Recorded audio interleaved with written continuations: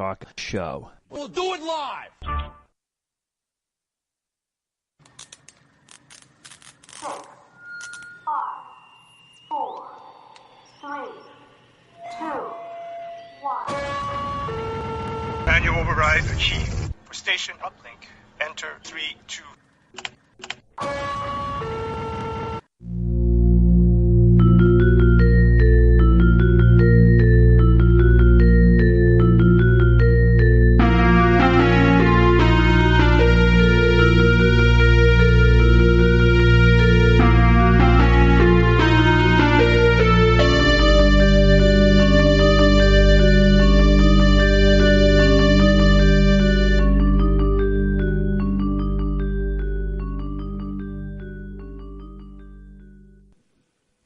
Hello, I'm Sergeant Drano, and you're listening to a communication from Station 7, or The Door. Station 7 is a sociological experiment in progress for members of the Dharma Initiative and fans of Lost and The Walking Dead. So we're going to go ahead and open up our lines for anyone who wants to communicate. Opening communications channel. Waiting. Well, Lost is over. Satellite uplink established. But it turns out Damon and Carlton's prediction was true.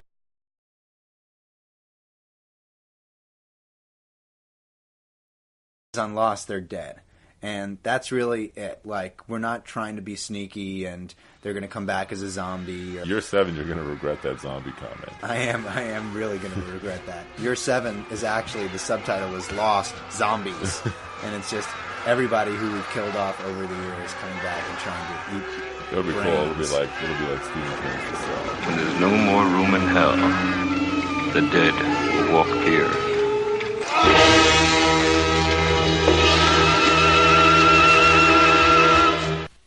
So today we're going to react to episode 47 of the hit series on AMC, The Walking Dead. The title of the episode is Still. We'll rate the episode, give our initial thoughts, critique things a bit, and follow that up with the Walker of the Week, Roger Award, and our survival scenario. Next, we'll make some predictions for what we think might happen next. These predictions will be spoiler-free and will not make any reference to the comic book series that The Walking Dead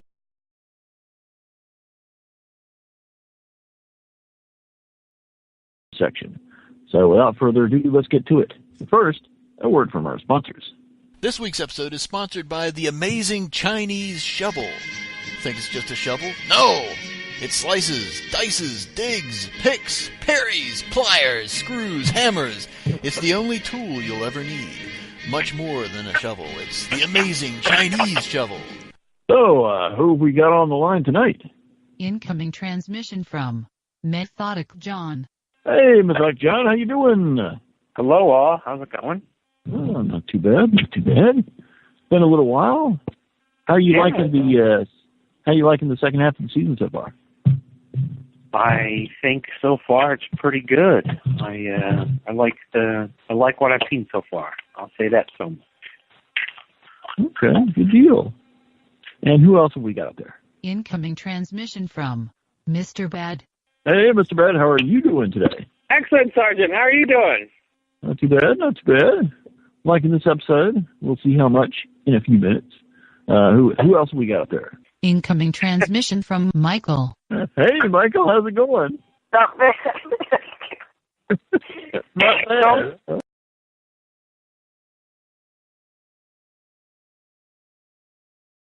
Yes. Sweet, okay. Now, we got anybody else up there? Incoming transmission from Mr. Good. Oh, that's Mr. Good. How's it going, Mr. Good? Oh, I'm just sitting in my car here. Oh, why are you sitting in your car? Well, I'm on my way home. Oh. That's a good idea then. So, podcasting while driving, is that legal? Well, I don't know. I don't think it specifically, applies. Okay. Just say sitting, right? Sitting. Sitting, yeah. He's not texting, so that should be all right. That's right. And we also have a Mickey Buchanan in chat. He's going to offer comments as they occur to the team, I think. You guys ready to get started on this episode? Let's rock and roll. Okay, well, let's go ahead and roll into that first thing we do.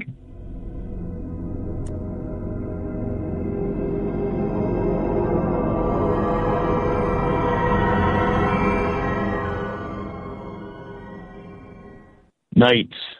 Thunder. A storm is coming, and we see Daryl and Beth emerge from the woods near an abandoned car. Zombies are approaching. The car won't start, so Beth and Daryl get in the trunk, and Daryl ties the lid shut with his nasty do-rag. We hear the herd surrounding the car and flashes of light. We see flashes of light through the slits in the trunk as the zombies move past. Their groans become louder and louder. The storm hits and the herd moves by. Finally, the storm abates, but the zombies remain.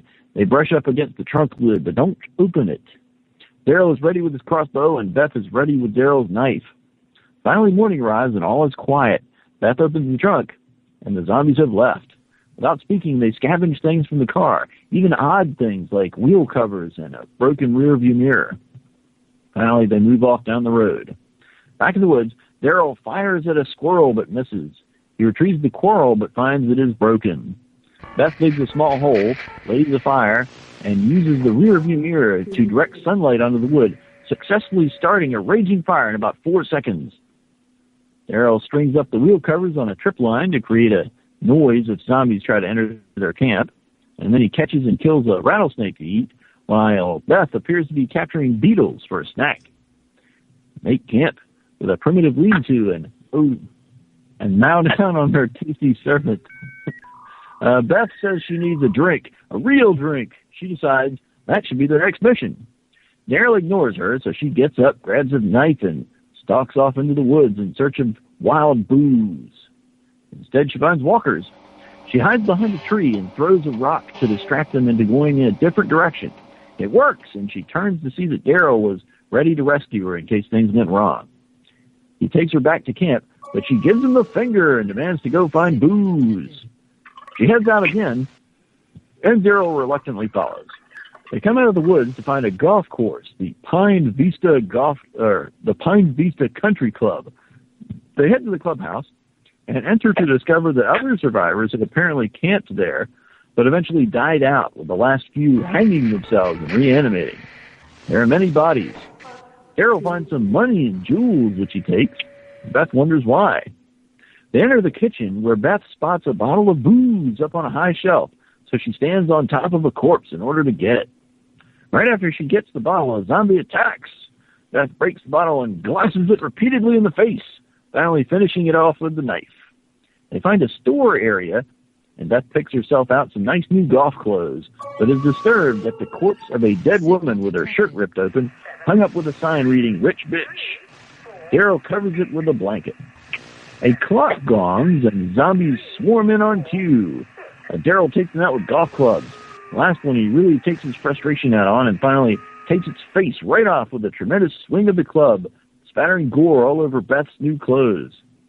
They finally find the bar, and Beth says, "I need to do this."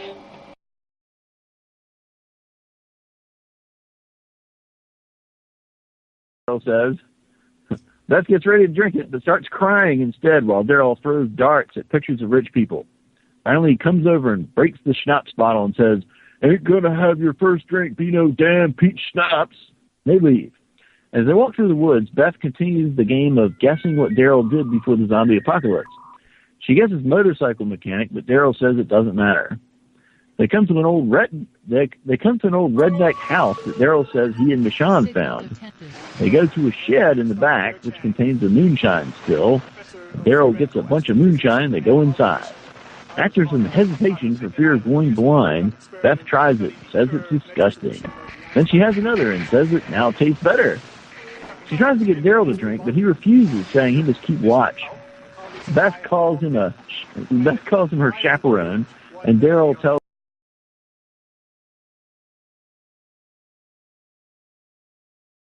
it's just like his dad's shithole place. Walkers arrive outside to trap them, so Beth argues they should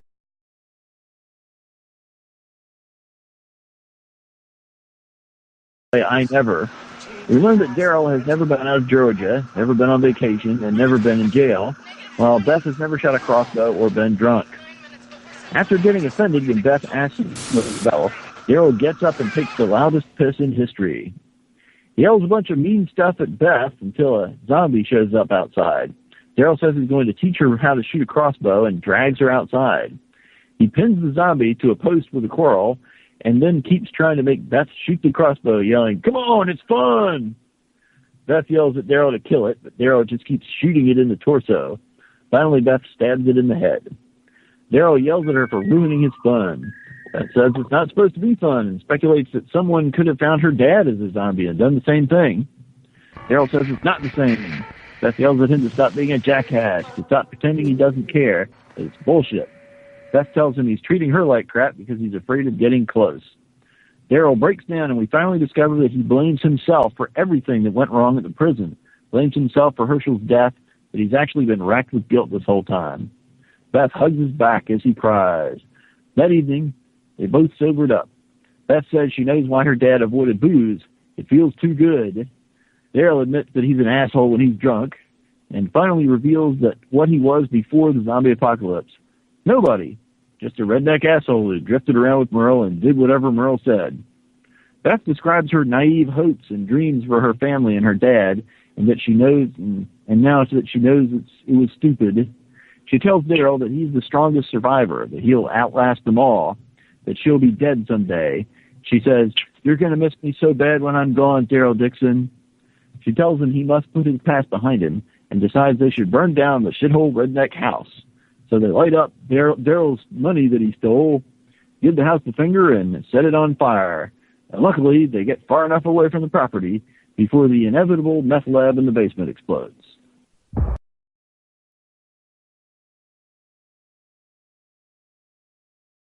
And will you give it the thought, John? I'm thinking 9.5. Ooh, you really like this one. I just like the fact that we didn't have people complaining and crying like we normally do. It's a new genre of complaining and crying. More personal, like more like down, right in your face. Okay, I feel you. How about you, Mr. Good? What would you rate this episode? Oh, I'd give it a 8, a solid 8. Solid 8. Okay. Pleased. Cool. And how about Michael out of 10? I would give it a 7.5. 7.5. We're really working our way down the scale here. 7.5. Okay. And Mr. Bass?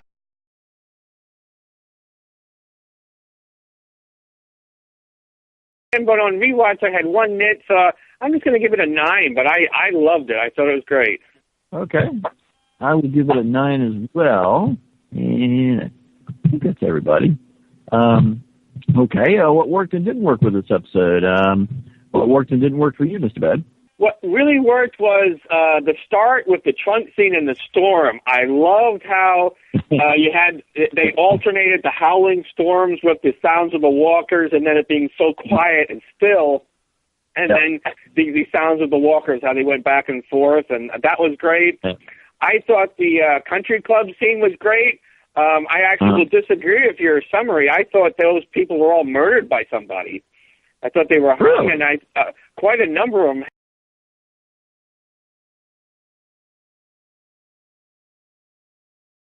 The interaction between Daryl and Beth was great, and the best part was after the drunken fight, you found out that Daryl's a mean drunk. They really had a wonderful conversation there as they were sitting outside. I mean, that was a great moment for both of them. That was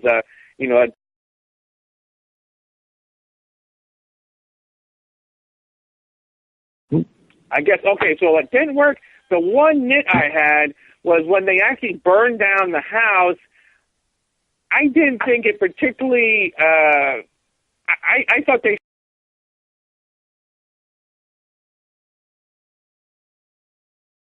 around. I thought, it might have been better if they had done it more out of anger, But anyway, I thought it was great. I liked them giving the old one-finger salute, so that was a nice way to end the episode.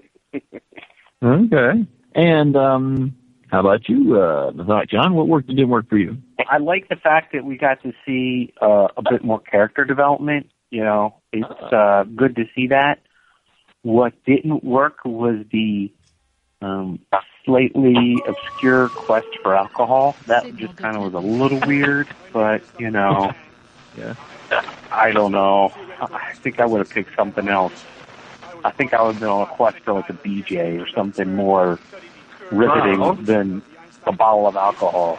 The BJ would be riveting. A bottle of alcohol, really? And P.S., peach schnapps, that might actually have been the way to go, but what do I know? Oh, you like peach schnapps? Well, compared to moonshine, it probably would taste better. I'm just saying. I've never actually tasted moonshine, so I would not know. How about you, Mr. Good? What worked and didn't work for you this episode? Well, I hate to agree with my brother for the most part. So I would just say, agree with him. But what did work was wearing in the zombie apocalypse did not work. What was that? Say that again now. Beth's choice of wearing white in the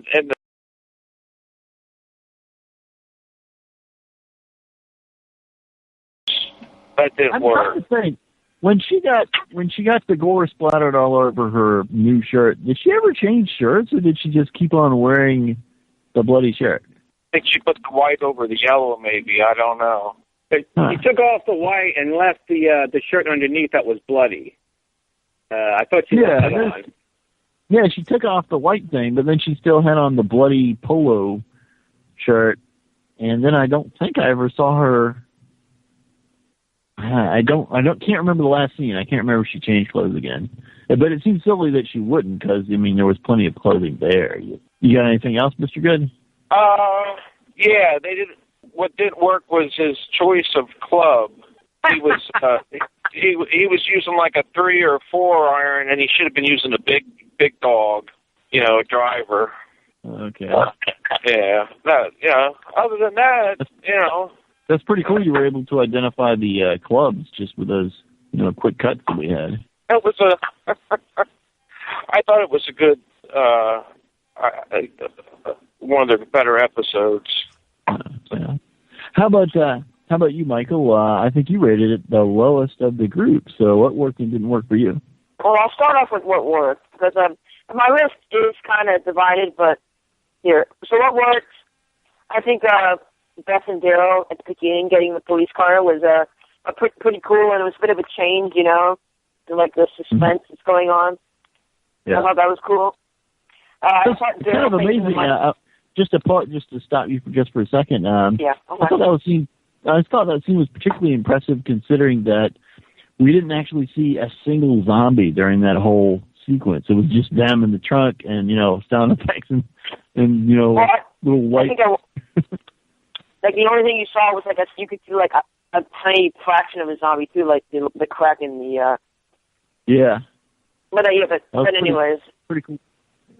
You were saying. Sorry to interrupt. Yeah, that's fine. Other things that worked, I have that Daryl taking the money for Firestarter was good. It was like showing like the real world's gone. The real world is gone. Yeah. I cannot speak. I thought that Daryl's redneck voice when he gets drunk was pretty cool. And I thought Daryl opening up was worked. I thought it but we never got to see that happen. Okay, so that's what worked. What didn't work, I think that they really added like random things that came out of nowhere just to add like dilemmas for them to face, like some random horde coming towards the golf club building or the golf building.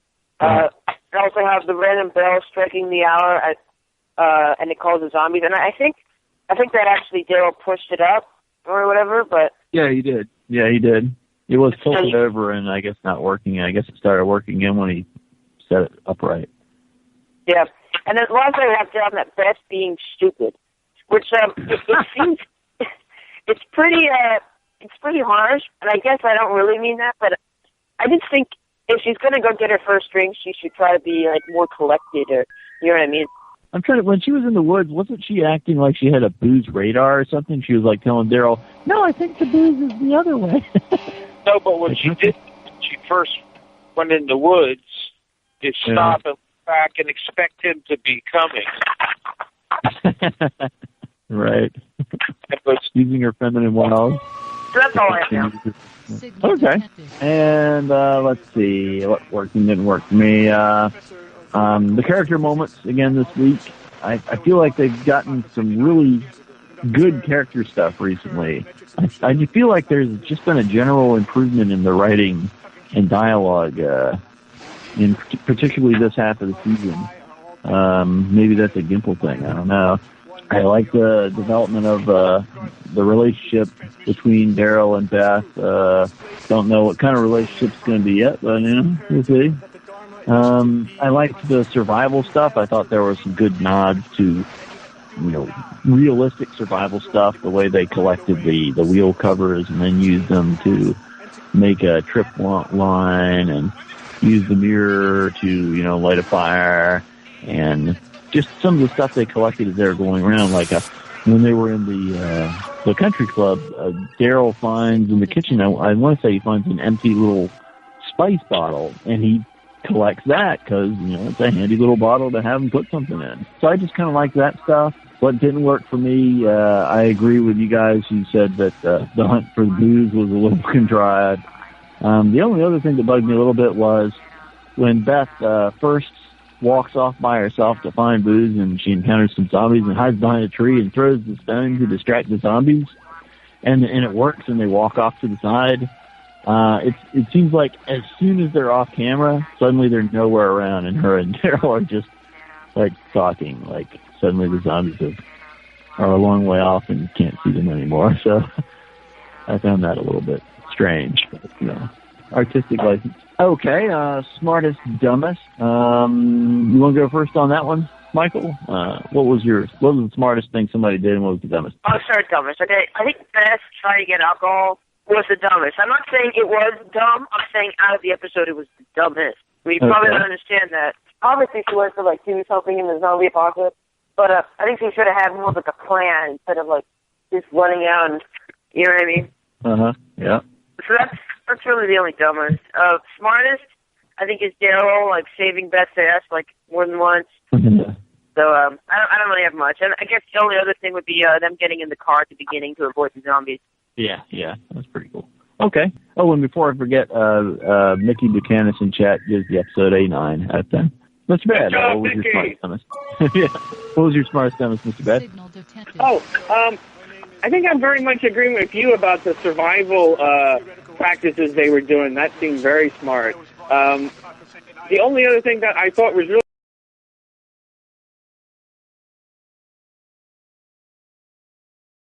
survival alive. She was keeping herself going, and the whole episode ended up about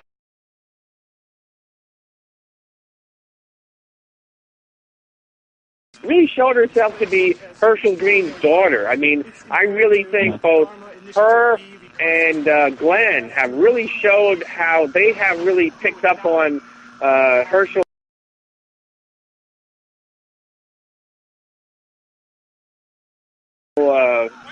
humanity that he showed, and that sense of purpose about survival and keeping the good things about humanity alive. I think they're doing great. And the dumbest thing was, of course, the grandfather clock. We didn't think, as soon as he righted that it wasn't going to chime real loud.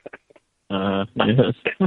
Talking about Beth for a second, of course, this episode had a callback to season 2 when she cut her wrists that time. And it's just amazing to think at sort of what a throwaway character she was back then, and how, nobody would carry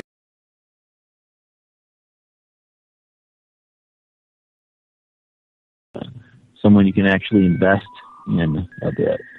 So that's kind of interesting. It's kind of good that they managed to develop the character. Oh, yeah, I just wanted to agree completely. It's she's definitely not the hardened, tough people, like Rick and Daryl or Michonne or Carol, as you said, but she is surviving, and she's like her father. She's doing really critical things and helping motivate herself and other people. It's like, I think she said to Daryl, all I wanted to do was crawl up into a ball or something like that, but instead I gave myself a purpose. I wanted to go have my first drink, I think she had a birthday recently, because they said on the show and talking that she's actually 18 now on the show. Her character, that is. Right. Just to make it less naughty. Yeah, just to make it.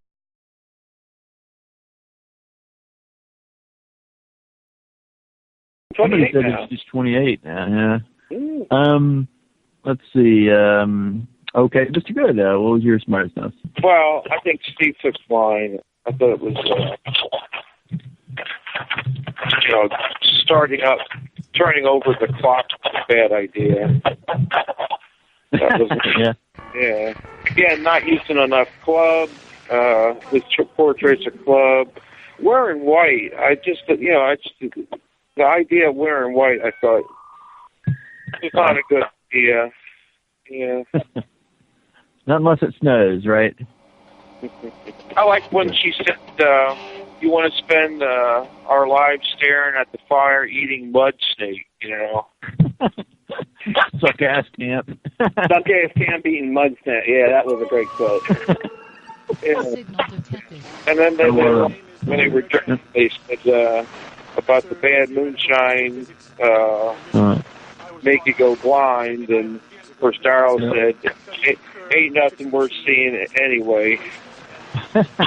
Okay, Methodic John, what's your smartest, dumbest for this episode? Smartest thing, I think I'd agree with you, was collecting things when you could for survival, whether that was the supplies in the car, apparel, Beth getting new apparel, that was smart.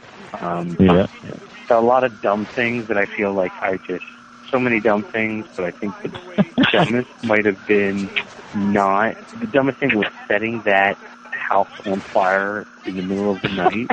I don't know, couldn't you have waited till the next morning to do that? Setting that on fire at night, and then the potential walker attraction that would be, as well as... Or you're just a friggin' forest fire. Yeah, the forest fire, and then didn't Daryl just waste all of his, arrows pretty much for his weapon on that guy? So it's he doesn't have a lot of arrows for his crossbow. So I think that whole burning down the house in the middle of the night was just the dumbest thing. But hey, good thing they have unlimited resources. Well, I think he was pulling the arrows back out to reuse it, assuming they didn't break, like the one he shot at that squirrel broke. But as long as they don't break it. The fire, logically, the fire was a release of sexual attention. That was not unreleased sexual tension is what that was. Oh, boy. Let's see. My smartest, I'm going to say the trip line with the wheel covers. I thought that was pretty clever. I'm going to say the dumbest was when drunk Daryl dragged Beth outside to the zombies. So, questions raised in this episode. First question that came to my mind was, will Daryl and Beth do it? Well, what do you think, guys? Are Daryl and Beth going to do it? Oh, what do you think? absolutely. What's that? Mr. Good says absolutely. Absolutely. Yeah. Okay. How about you? Michael? Are they going to do it? I don't know. I mean, is that really the first question that you thought of? Yeah, it was, yeah. Well, I'm just going to say I have no idea. Okay. Michael is playing it safe. Methodic John, are they going to do it? Yes, they're going to do it. And it's going to make Carl mad and angry. It's going to create an unnecessary tension between Carl and Daryl. And Carl's going to try to beat up Daryl, and it's going to be crazy. That would be crazy.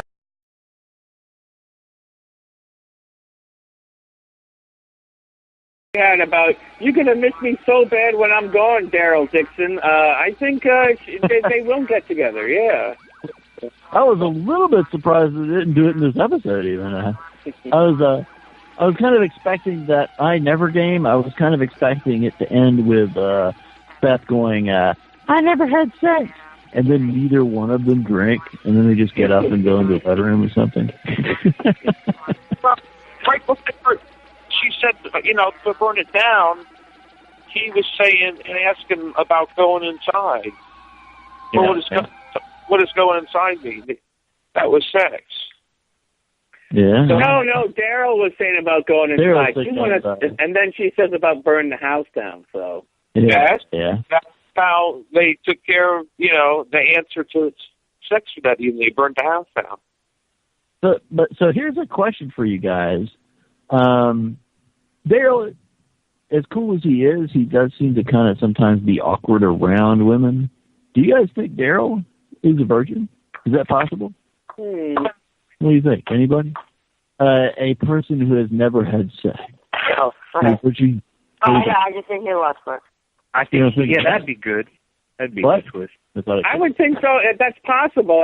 I thought this episode, the name Still obviously refers to the booze still, but and also them being still inside the trunk. But I thought an amazing prediction by me, by the way, from last week. Amazing, yes. Was that your official prediction? Do you get a point for that, or was it just I was pretty sure it was not my official prediction. One of those amazing.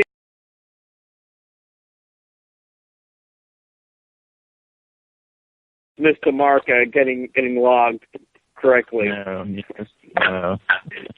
But I also thought still kind of, this is reaching, I'll say, but I thought it really reflected the emotional, not so much stillness, but stiltedness of Daryl. He really was, he was still frozen into his past, and I think you're right. He was just Merle's lackey, and he was, he said quite out, I did whatever Merle told me to do that morning. So, it's like he didn't even have any kind of plan other than, what was happening like right at that moment, So he was just following his brother, like a dog on a leash.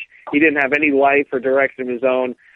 He was really living a living hell when things were good in the world. He had a living hell, and now that the world's a living hell, he's actually a stand-up guy. So in a way, it's almost like he was operating under that same program this episode, except instead of just doing whatever Merle said they should do, he's basically just doing whatever Beth thinks they should do. Yeah, you're right. She's the one who gets up away from the fire and says we're going to go start tracking, and he just follows. And she gets up to go for a drink, and he eventually follows. Yeah, that's interesting. That's a very good point. Okay. Let's see. Let's see. I think Mr. Bad raised a question earlier about what happened to the people in the country club. What were your thoughts on that, Mr. Bad? Oh, I really thought they got attacked by some, marauders or somebody with lots of guns, and they just went to town on them. That's what I thought the whole hanging was. They hung a bunch of them, and the other people eventually just made them watch and shot them. And they had the sign on the one women, rich bitch, and I actually saw some other signs, but I couldn't make out what they said. But I'll have to go back and rewatch to see if I see any of the signs. If I could say, I remember there was all the money Methodic John? in a big pile. Go for it, Methodic John. All right, so are things from The Talking Dead considered spoilers, or are they considered part of canon? After all, I don't know if they're canon, but I don't think I'd consider them spoilers if it's been aired on TV in some capacity.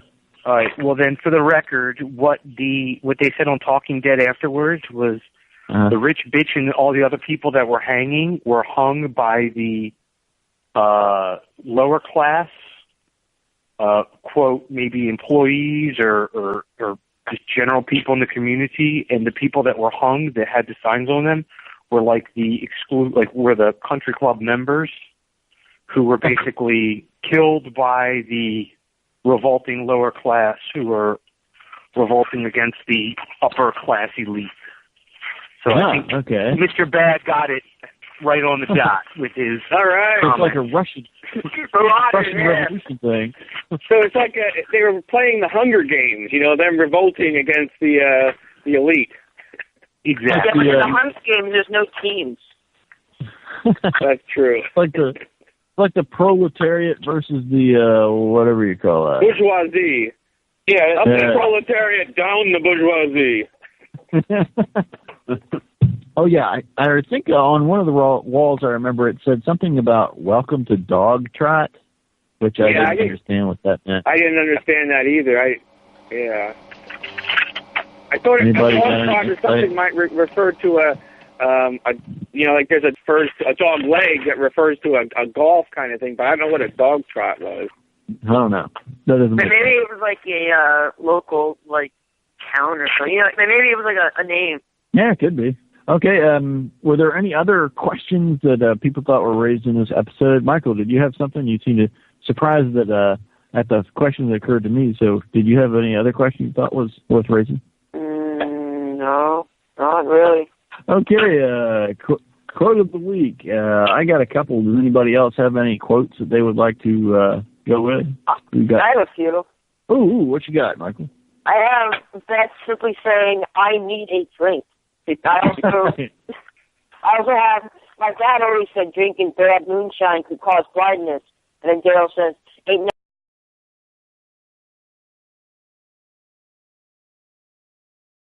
no. I cannot read my own handwriting. Nobody said that. Here it is. Yeah, I got it.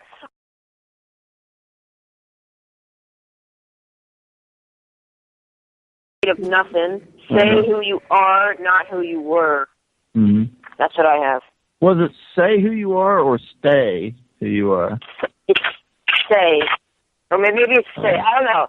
Either I one. thought it was say, too. I would agree with Mike. I thought it was like you have to declare who you are and not just accept what was in the past. Oh, okay. Pretty good.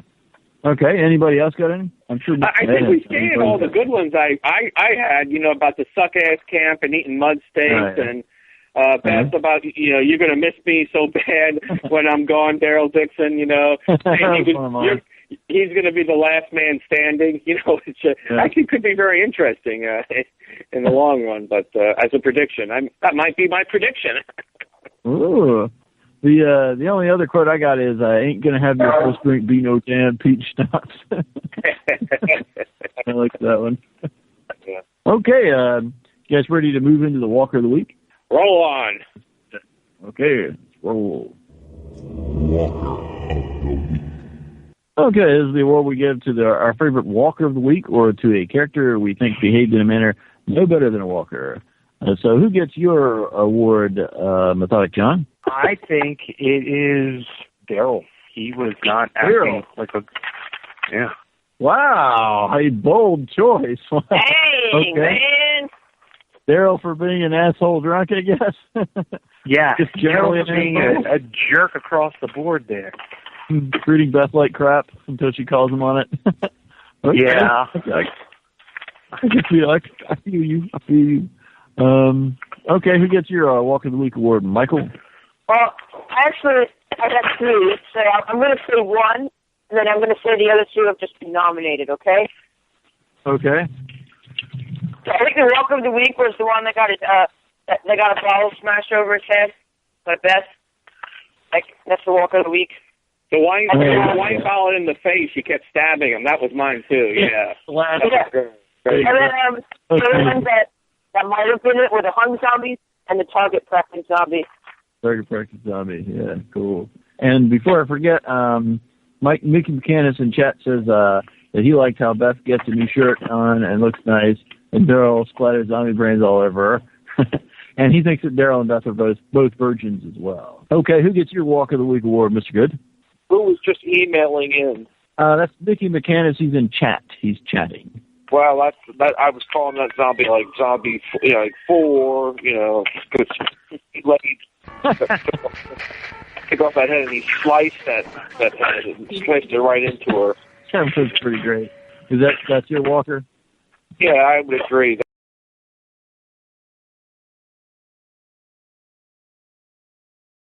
Would you give Daryl a mulligan on knocking that zombie's brains into the best sand trap there?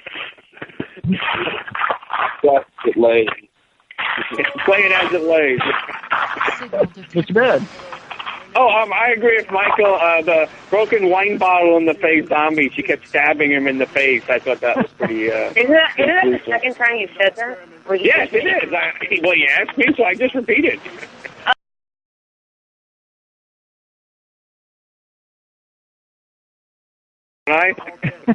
Apparently. I will also jump on the glass in the face zombie. And let's roll into the Roger Award. Roger! And there's a lot to get done before you can afford to lose me. Roger. We got this, man. We got this by the ass. Roger, move! Let's go, baby. You all right? Perfect, baby. Perfect. Roger! Roger, what's it? Dennis, whoa!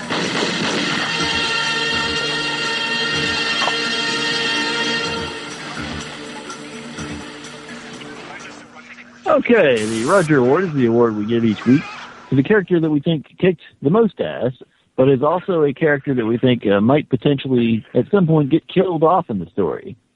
So who gets your Roger Award this week, Mr. Good? Oh, Beth.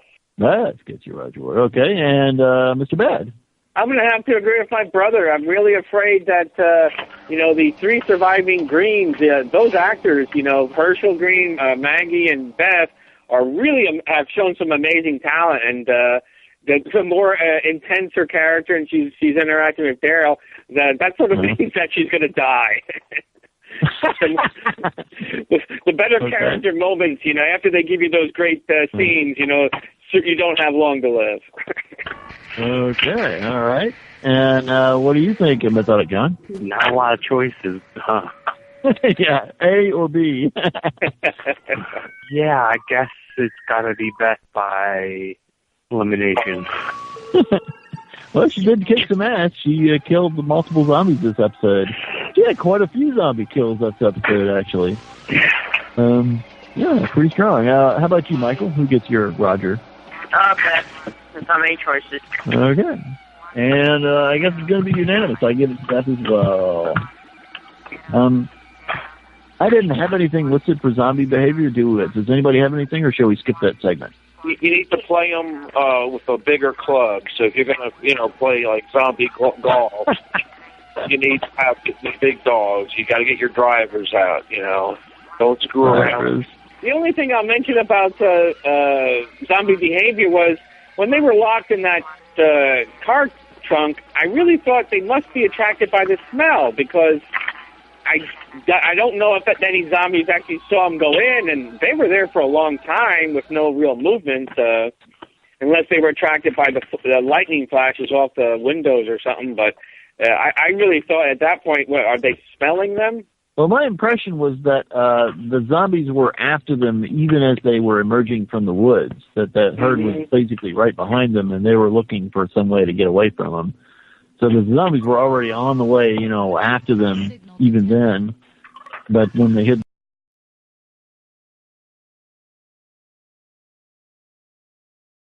something else or something. Okay, that sounds good to me.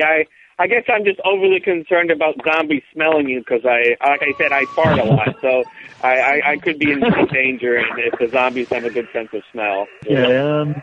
Wrong. I'm saying he'd have to find his own trunk. I'll have to find my own trunk. What do you mean there? I don't think anybody would want to share one. Hide it, I guess. The farting.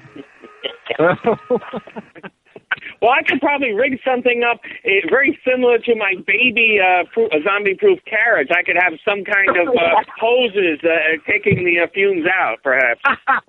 Oh, my God. That's cool thing, yeah. Doesn't sound very good. Even a zombie apocalypse, Mr. Bad. I guess we'll move on into the survival segment, so let's roll with that. Give me that dog. What do you mean? I mean, give me that dog. What are you going to do with him? You can't open the doors to let him out. The bomb's liable to go off. The dog's got to go. We're going to need every bit of air to breathe ourselves. After a while, we'll be laying on the floor to get fresh air. But he's just a little dog. He doesn't breathe. We can't have him here. No. Dog's got to go. Don't you touch him. Wait a minute.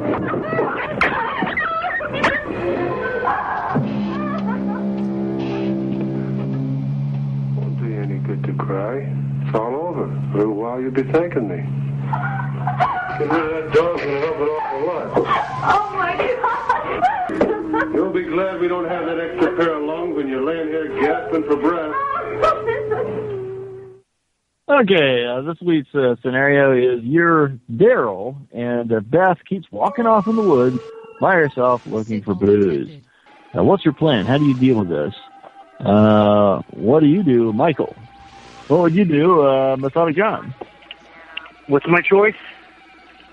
You are Daryl, and your compadre, Beth, keeps wandering off into the woods by herself looking for booze. What's your plan to deal with that situation? Jeez, I'd kind of let her go. I think I would just go help her get booze. Why not? Okay.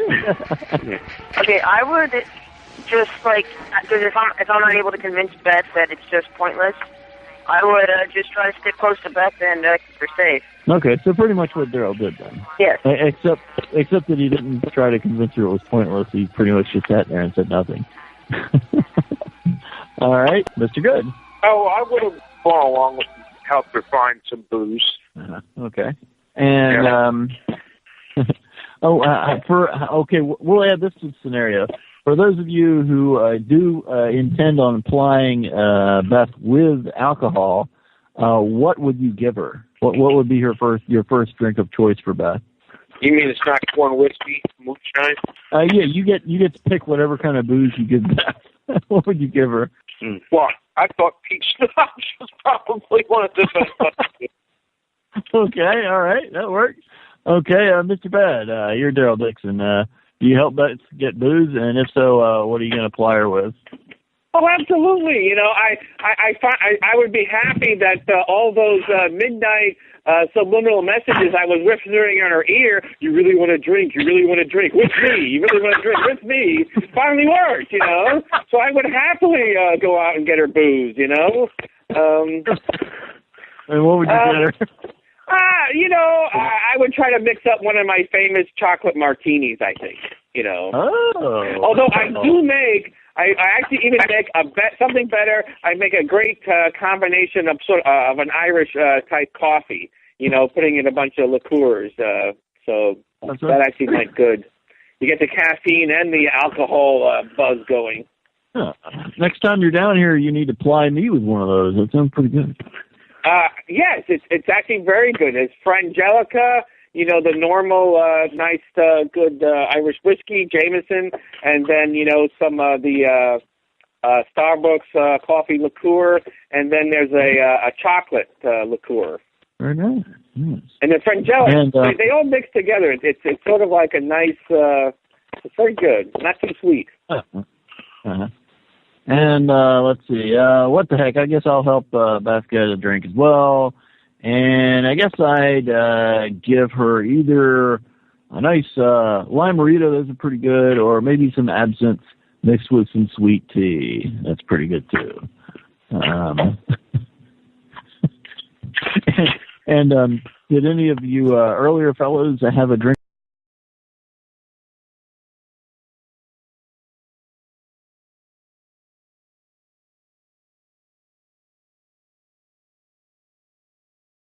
Sweet, you know, over the top, or maybe a wine. You know, wine at least, especially if it's chilled, you know, can be very, very tasteful as a first drink.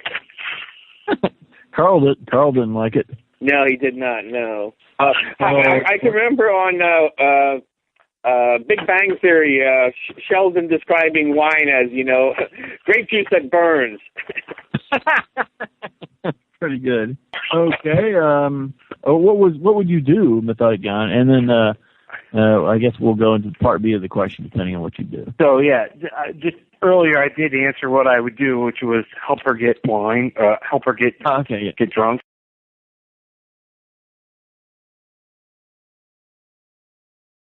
One of our compadres there who said it would be a wine, and I would get her a nice white sweet wine. However, I think it was intentional by Daryl that he made her get a hard liquor by default as the first beverage to sway her from consuming more alcohol in the future, because I genuinely think had she had peach schnapps, she might have become amiable to more alcohol in the future, and that might have fueled her to get more. So I think it was by design that he basically got her hard stuff.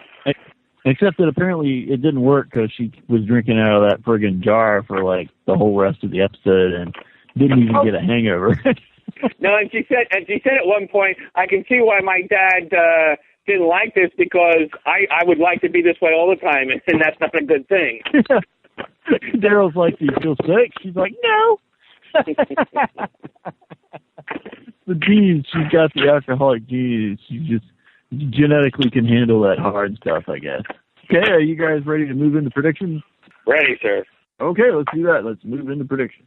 The Dharma Initiative called it the lamp. This man and his team created a series of equations which tell us, with a high degree of probability, where it is going to be at a certain point in time. Event window determined. Extrapolating sound and vision. Okay, this, of course, is the segment where we each give a prediction for something we think is going to happen, preferably something that we'll predict to happen by the end of this season. And it shouldn't be based on any kind of spoiler you think you know from the comics or from a preview or any other kind of spoilery information. So, what's your prediction, Methodic John? My prediction is that Beth is going to have sex with someone before the end of the season. With someone, but not necessarily Daryl? I just said, yeah, hey, either Carl or Daryl, or both. Okay. How about you, Mr. Good? What's your prediction? Well, I more specifically, Beth was going to get romantic with Daryl. Okay. Get romantic, what does that mean? That's kind of vague. Well, they're going to get romantic. So, some sort of physical, something beyond, like if she passes him some sort of note that says, I love you or I like you, is that is that enough, or... Will Daryl get to second base? It will be under the shirt, over the shirt action? What's going on there? Give us details. The bodily fluids that'll be transferred, is that necessary? Bodily fluids will be transferred, did you say? Well, Daryl transferred some bodily fluids from the zombie hunter. I don't think that counts as anything sexual. I don't know. No, but I think they're going to get. Yeah, they're going to get romantic. And if there's any sort of disagreement about whether whatever it is qualifies, we'll just take a vote on it, I guess. Michael, how about you? You got a prediction for us? I think by the end of the season, we will stop having to cut between different character groups. You don't have to write this whole thing down. Just let me finish. So by the end of the season, we don't have to keep cutting in time between different character groups, and everybody's going to unite. So just put down, everybody will unite. Okay. Will they all do a celebratory dance when they get together? Some kind of jig or? Well, they might form two different groups. I might be two. Will it be like line dancing? Line dancing? Yeah, line dancing, facing each other, line dancing. Mostly everybody. Oh, I thought you said mind dancing. No, like the Macarena, line dancing. Well, maybe. No. Why not? Okay, Mr. Bad, what you got for us? I'm afraid I'm going to have to agree with my brother. I think the emotional intimacy that they really shared in this episode, they really went through a lot, very personal interactions and, stripped off the layers. And Beth really, got into Daryl's heart there. So I think they're going to get down and dirty and, get it on. Okay, so do you just want to say, sex. Mr. Good? I say Beth sex. and Daryl, They're going to have sex. Okay. S-E-X. And I myself have a very bold prediction. I'm kind of proud of this one. Beth will outlast Daryl Dixon. It is pretty bold. Wouldn't that be interesting to have some old woman reading from her diary? As one of the last episodes, looking back on those years, she keeps that diary up through the whole thing. After she was burning it. She doesn't have to do that anymore. Now she's got the light and the reflector. She doesn't need the paper. They have all the money now to burn. Somebody did notice that apparently she was burning blank pages. It didn't look like she was burning pages she'd written. She was burning the video pages. No, she was. But she was still burning parts out of it. And something I didn't notice from last week, but somebody noticed that when Rick goes in the bathroom and that dude's on the crapper, yes, he's still wearing his pants. He's not actually. The toilet seat's down and he's got his pants up, so he's just sitting on the toilet for no reason. Yeah, his shoes were off, but his pants were on.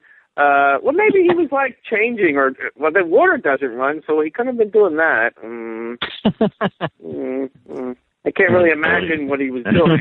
I don't know. Maybe he's having a little private time. Maybe doing some yoga, trying to get in touch. Okay. All right. Anybody got anything else before we go into our 3-minute spoiler quarantine? Apparently not. Okay. Well, let's do the 3-minute spoiler quarantine. What? Somebody what? Trunks of cars. That's how you're going to move from place to place, is in the back of trunks of cars. Oh. You could also have designated cars at different locations that you keep supplies in. Caches! Amazing! Amazing! But they have to be under the ground somehow. We have to have them under the ground. No, the trunk's actually better. You don't have to worry about water. It's fairly, proof. You could even have if you had the key, you could even put the key under the bumper so it sort of be secure. That's true. The Underground Railroad. Okay, let's hit the 3-minute spoiler quarantine. Initiating spoiler quarantine. Okay, anybody got any spoilers? Nothing, nada. Oh. I don't got any spoilers. However, I could explain my prediction a little bit. About the stale, you mean? Yes, about Beth outlasting Daryl. Okay. Go ahead. Tell us what you think. Well, I base this, I guess in a way, it's a little bit based on the comics, but since it's two completely different characters, I feel like it's far enough removed that I can still make it. We'll see what you guys think. But in the comics, of course, there was a romantic relationship.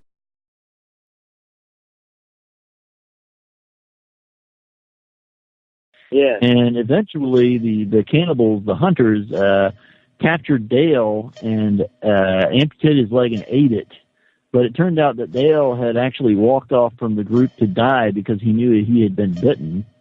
And when he wakes up, he tells them that he just laughs in their faces and tells them that they're all eating. They've all been infected because he's tainted meat. Did they save his life by amputating his leg, or just die because of the infection? No.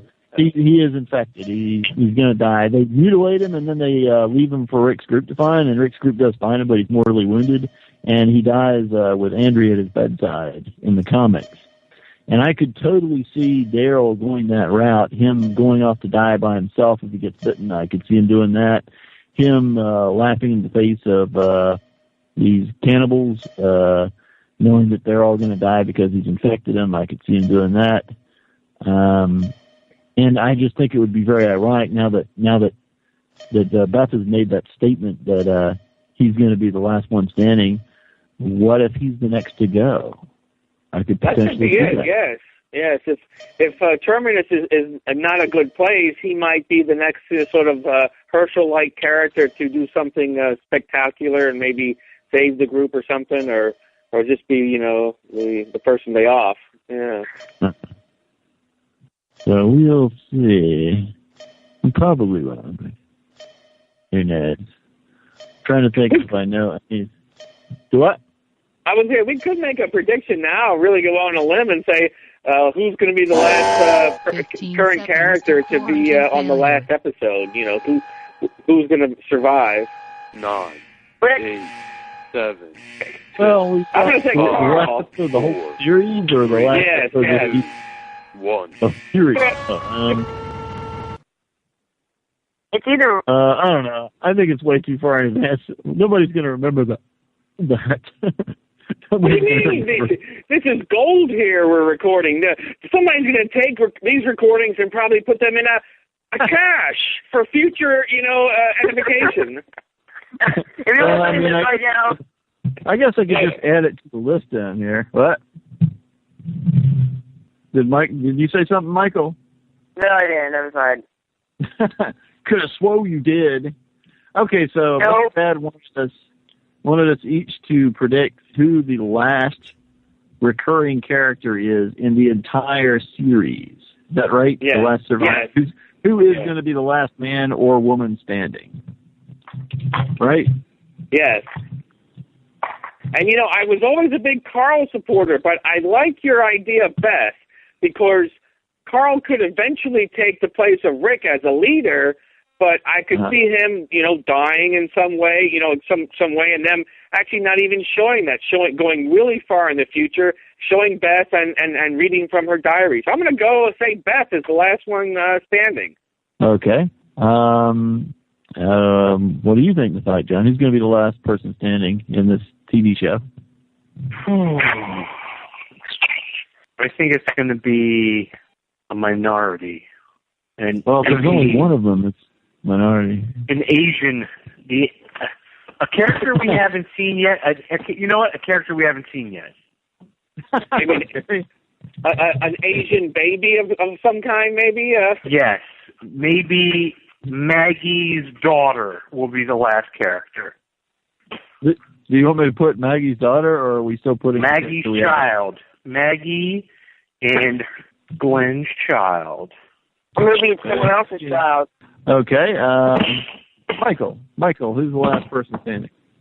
So before I say that, I just think that killing a person like Rick is really risky because, again, it is a show, and it's just, you know, like, you kind of want to, you're kind of some characters you just have to keep.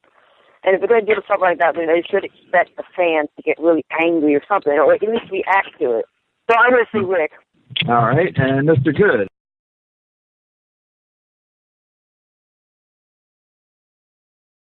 The only, maybe Carl, because, like, if they're going to end it, you don't really need that, like, it doesn't really matter what the fans say because it's over. Like, maybe Carl, like, they kill Rick and it's just Carl. But, yeah, either way, I'm pretty sure it's going to be one of those two. Probably Rick. So, that's just that. Okay, so you're still going with Rick. Okay. And I will actually go with Carl. If you go with Carl, it's very much like the Mad Max trilogy, you know, where the little boy with the boomerang, you know, becomes the leader and sort of like does a little voiceover. Yes. Okay, I think that was everybody. And that's pretty much all I've got. Anybody have any final thoughts before we wrap up the show? Well, okay. What was that, Mike? John? I don't know. I just feel like, how many more episodes do we have left? Is it 3 or 4? Oh, I'm sorry. I had an email with all the titles, too, but I don't have it up. This will just take a second. While I'm pulling it up, what did people think of that last song? I thought it was interesting, but it bugged me because I had no idea what the song meant, especially that thing about there's going to be a party when the wolf comes home. I have no idea what they're talking about. Oh, it has to do with, you know, the one tale with the story of Remus and what's the other kid, like Romulus or something? They talked about the founding of Rome. I just didn't know what that meant. Oh. I mean, I didn't know what the significance was. They're going to have a party, you know.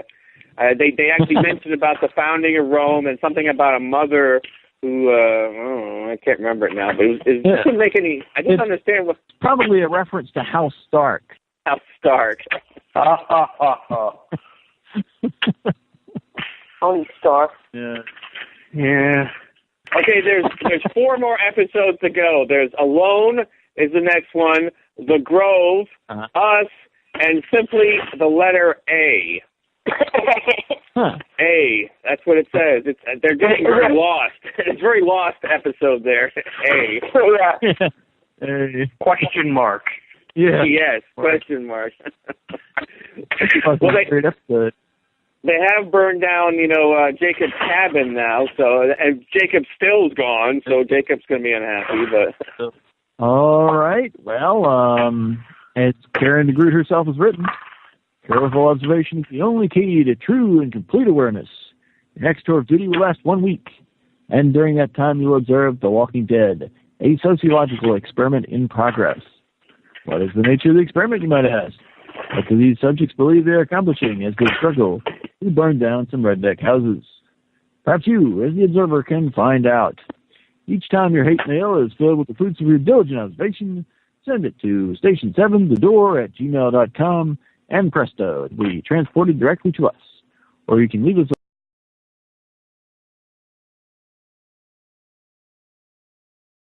your walk of the week, your Roger Award. Tell us what you thought of the episode. We'd love to hear what you have to say. You can also find us at walktv-forum.com, searching for Station 7 The Door, or you can check us out in the Walking Dead section of that forum. We have a Facebook group, Station 7 The Door. Please do leave us a review on iTunes. All that stuff helps. And that's about it. So thanks for joining me, you guys. Look forward to next week. So it's 3 episodes left, Steve? 4. 4 episodes. Okay, good. Yes. Looking forward to it. Okay, guys. Well, my favorite on behalf season so far. What? Sorry, I can say my favorite season so far. I think. Wow. Okay. I think one might have been better. One might have been better. Okay. Yeah, but besides that, this is definitely the best season. Governor's dead. Governor's dead, finally. Governor's dead. Bastard. Everything's better now that the governor's dead. Okay, guys. Well, on behalf of the DeGroots, Alvar Hunso, Hans Van Hagen, and all of us here at the Dharma Initiative. And good. Mr. Bad Robot. Call recording has been completed. Goodbye. Well, it looks like my internet crashed, so that means the episode's over.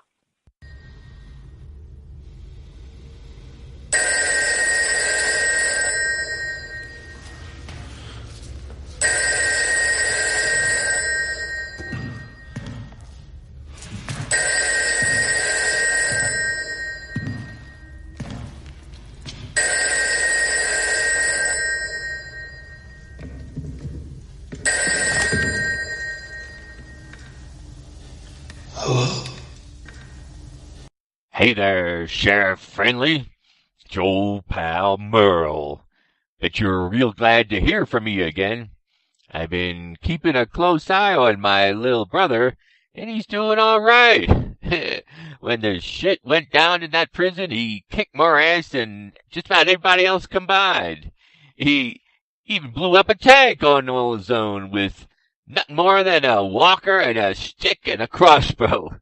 Yeah, he's turned into one hardcore badass motherfucker, just like his old big brother. Now, looks like little Daryl is taking after me some more, getting the girls to swoon all over him. He's been making moves on one of Herschel's hot little girls, so I'm playing hard to get while she got lit up on some good old moonshine. Nothing like some white lightning to get a chickadee to drop their drawers and spread their legs. Yeah, it sure looks like he'll be the last man standing. Well, here's a little ditty that I got Otis to back me up on, relating how proud I am of my little bro. Hit it, Otis.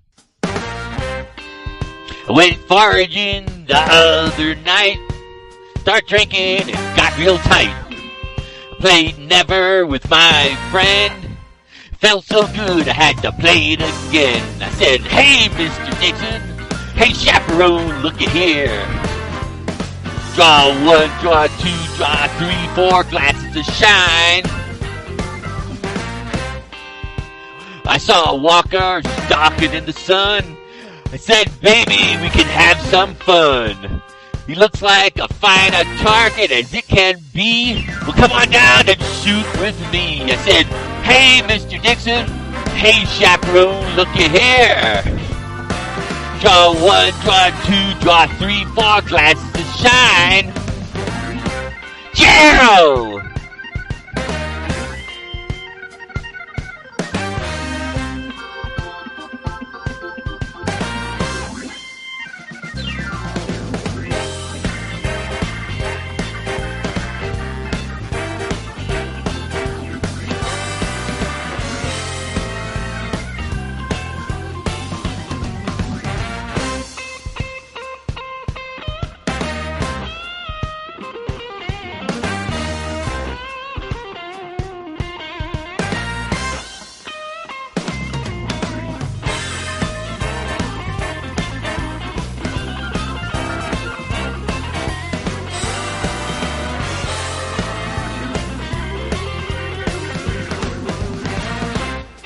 when we were making a close connection at last. All my demons were fading into the past. I turned around and lit some bills. Chopped him at that shack and we fired that still. Hey, Mr. Dixon. Hey, chaperone, look at here. Draw 1, draw 2, draw 3, 4 glasses of shine.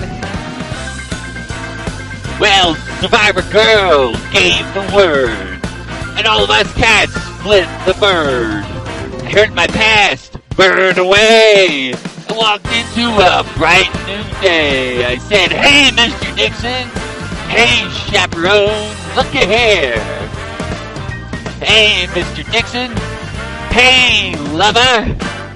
Draw 1, draw 2, draw 3, 4 glasses of shine. Yeah!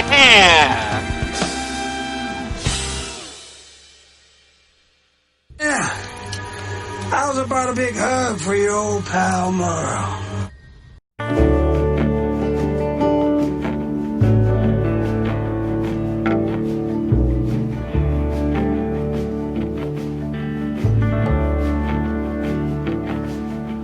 They hung a sign up in our town.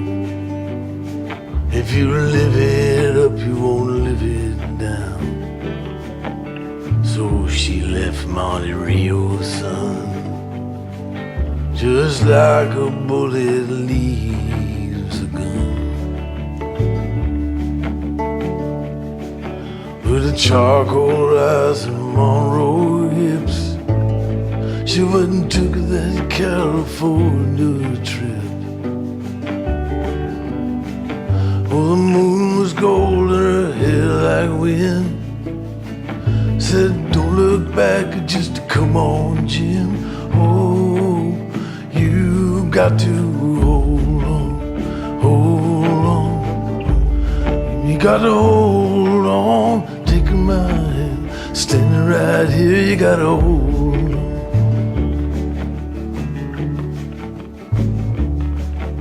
Well, he gave her a dime store watch and a ring made from a spoon.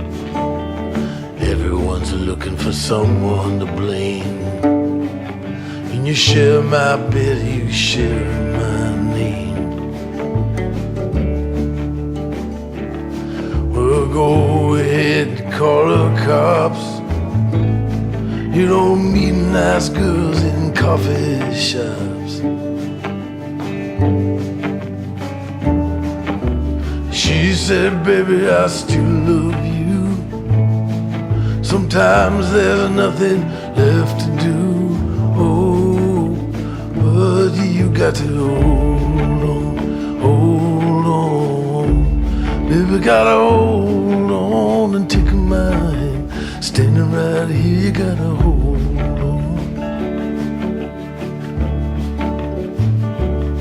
Well, God bless your crooked little heart. St. Louis got the best of me. I miss your broken China voice. How I wish you were still here with me. Oh, you build it up, you wreck it down, then you burn your mansion to the ground. Oh, there's nothing left to keep you here. But when you're falling behind in this big blue world, oh, you've got to hold on, hold on. Baby, gotta hold on, take my hand, standing right here, gotta hold on.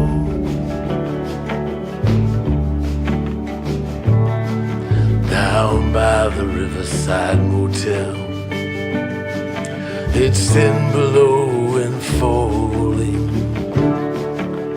By a 99-cent store, she closed her eyes and started swaying. But it's so hard to dance that way when it's cold cold and there's no music. Oh, your old hometown so far away, but inside your head there's a record that's playing a song called Hold On, Hold On. Baby, gotta hold on to take a mind, standing right there, gotta hold on. You gotta hold on, hold on. Baby, gotta hold on, take a mind, standing right there, gotta hold on. You gotta hold on, hold on. Baby, gotta hold on and take a mind, standing right here, you gotta hold on. You gotta hold on, hold on. Baby, gotta hold on and take a mind, standing right here, you gotta hold on. You gotta hold on. You gotta hold on. You gotta hold on. You gotta hold on. You gotta hold on, baby. You gotta hold on, girl. You gotta hold on.